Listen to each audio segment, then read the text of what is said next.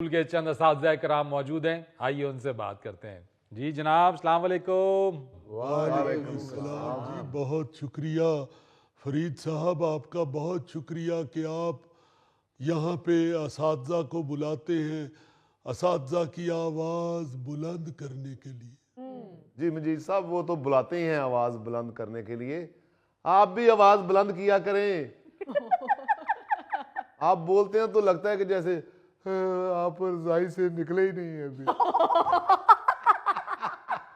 देखें, बात ये है कि ये टेलीविजन है, यहाँ पे जब आप बोलते हैं तो आपकी आवाज़ सारे मुल्क के अंदर सुनाई देती है। ये तो बात, है। ये बात। मैं यहाँ पे सबसे पहले ये बताना चाहता हूँ अपने हुक्काम आला को जी कि इन्होंने जो अपना हुक्म जारी किया है मोबाइल के इस्तेमाल को ना करने का, जी जी। तो हम असातिज़ा ने भी ये ठान ली है कि हम आइंदा कभी भी अपना फ़ोन क्लास में नहीं लेके जाएंगे, बल्कि क्लासरूम में जाने से पहले हम अपना अपना फ़ोन बैटरी उतार के अलमारी में रख के जाया करेंगे। तो सर फोन को साइलेंट कर लिया करें, आसान सी बात है। जी साइलेंट कर लेते हैं, लेकिन फिर भी गड़बड़ हो जाती है, पता नहीं चलता। आप लोगों को इतने अरसे में फोन भी इस्तेमाल नहीं करना आया? लो कर लो बात, तो क्यों नहीं इस्तेमाल करना आया। मैंने तो जब भी छत पे जाना होता है मोबाइल की टॉर्च ऑन करके ऊपर जाता हूँ। जनाब, हमें हरे और लाल बटन से फोन सुनना और काटना भी आता है। हम कोई गैर तलीम याफ्ता नहीं है। सर मेरे पास तो स्मार्टफोन है, मैं तो कभी कभी कैंडी क्रश भी खेल लेता हूँ। चलो जी। हाँ, देखें, बात ये है कि अगर फ़ोन साइलेंट करके आप अलमारी में रख दें तो वो खुदा ना खास्ता साइलेंट ना हो और अलमारी में से बेलें होती रहें, तो फिर ऑफिसर्स कहीं ये एतराज़ ना कर दें कि कोई टीचर क्लासरूम से बचने के लिए अलमारी में छुप के बैठा हुआ है। इसलिए हमने ये फैसला किया है कि उसकी बैटरी ही उतार दी जाए, यानी ना होगी बैटरी और ना बजेगा फोन। चले अल्लाह करे कि आप लोग इस नोटिफिकेशन पर अमल कर भी लें। इंशाल्लाह इंशाल्लाह।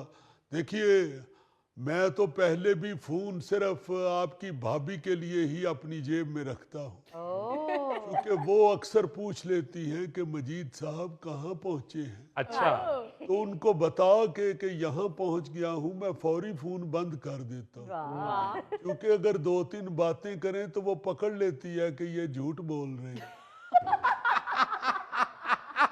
मगर अब तो ये मसला काफी गंभीर हो जाएगा। भाभी कॉल करेंगी, आपका नंबर नहीं मिलेगा, उन्हें और शक हो जाएगा आप पे।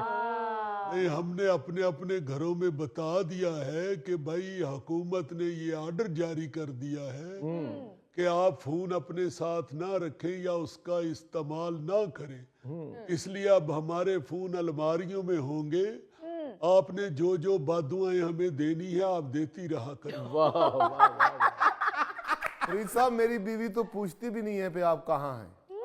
मैं खुद ही बताता रहता हूँ कि मैं स्कूल में आ गया हूँ, अब मैं क्लास में आ गया हूँ, अब मैं घर आ रहा हूँ, साइकिल पे बैठ गया हूँ, मैं यहाँ जरा खड़ा हो गया हूँ छाँव में। मैं खुद ही बताता रहता हूँ। ये सारा वक्त आप फोन पे इतलाई देते रहते हैं, तो बच्चों को क्या पढ़ाते हैं फिर? मेरा ख्याल है आप फोन छोड़ के कोई वायरलेस रख लें। हद हो गई है। वैसे स्कूल एजुकेशन डिपार्टमेंट ने एक ऐप लॉन्च की है, SIS स्कूल इंफॉर्मेशन सिस्टम। अच्छा। इस ऐप के जरिए असातिज़ा कराम की जो लोकेशन है ना, वो डिटेक्ट होती रहेगी, पता चल जाएगा कि असातिज़ा कराम कहाँ है। ओ यो जाती है, यो जाती है। ये तो बड़ी गलत बात है। इस तरह तो हर टीचर के घर में झगड़े लड़ाइयाँ शुरू हो जाएंगी, तो हम लोग पढ़ाएंगे किस वक्त? झगड़े क्यों शुरू हो जाएंगे मजीद साहब? देखे, कोई भी खामद हो वो घर में सही इतला कभी भी नहीं देता, और अगर ये SIS एप्लीकेशन जो है ये सही इतला देना शुरू हो गई तो झगड़े ही होंगे, और क्या घर से दाद मिला करेगी। वैसे हुकूमत ने एक स्कीम भी अनाउंस की है, वो असातिज़ा कराम या टीचर्स जिनकी उम्र 50 साल या तजुर्बा 25 साल हो गया है वो रिटायरमेंट ले सकते हैं। शनाख्ती कार्ड पे मेरी 50 साल उम्र होगी, वैसे मेरी उम्र 33 साल है। शाह साहब, उम्र अगर आपकी 33 साल है तो 25 साल तजुर्बे की बुनियाद पे क्या आपने 8 साल की उम्र में पढ़ाना शुरू कर दिया था?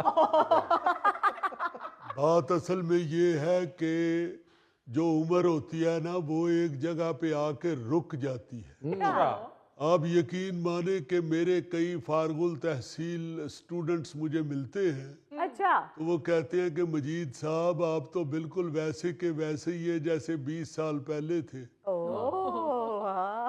मजीद साहब, बच्चों की बात पे यकीन नहीं कर लेना चाहिए। फरीद साहब, मुझे तो कोई बच्चा कहता ना कि सर आप बड़े प्यारे लग रहे हैं, क्या? मैं फौरन समझ जाता हूँ कि इस बच्चे का पेपर अच्छा नहीं हुआ। वैसे आप ये कैसे समझ जाते हैं?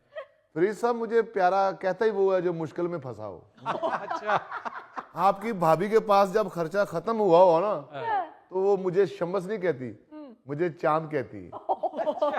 जो ही उसके मुंह से चांद निकलता है मैं जेब में हाथ डाल लेता हूँ।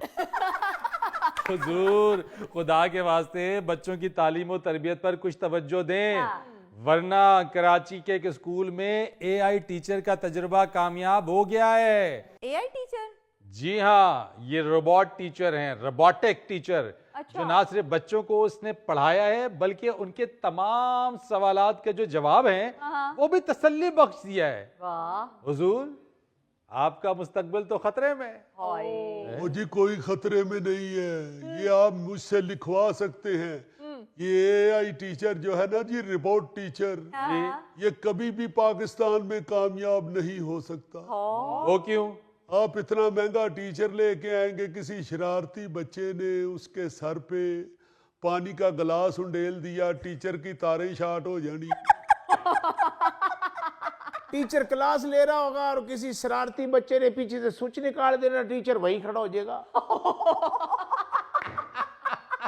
बच्चे तो बड़े शरारती हैं जी, कहीं चावल बट रहे होंगे, न्याज बट रही होगी, तो बच्चे ने रिमोट का बाजू पकड़ के ले ना कि चाचा जी एदा हिस्सा भी दो। जिस टीचर के हाथ में डंडा नहीं होगा, रोब नहीं होगा, उसने खाक पढ़ाना है बच्चों को। वो जनाब यहाँ पे बच्चे बड़े शरारती हैं, आपको मालूम ही नहीं है। क्या? ये रिपोर्ट टीचर बेचारा वो क्या कहते हैं कि रिपोर्ट बेचारा की करे ते ठंडा पानी पी मरे। ये बच्चों ने तो ऐसी ऐसी शरारत करनी है कि रिपोर्ट हर दूजे दिन खराब हो जाना। पहले तो आप सुनते थे फलां टीचर के हाथों बहुत से बच्चे ठीक हो गए हैं, अब आप सुना करेंगे कि फलां स्कूल के बच्चों के हाथों टीचर खराब हो गए। फरीद साहब, क्या कामयाब होगा वो टीचर जिसको स्टूडेंट की खड़ी हुई चीची का मतलब का ही ना पता चले।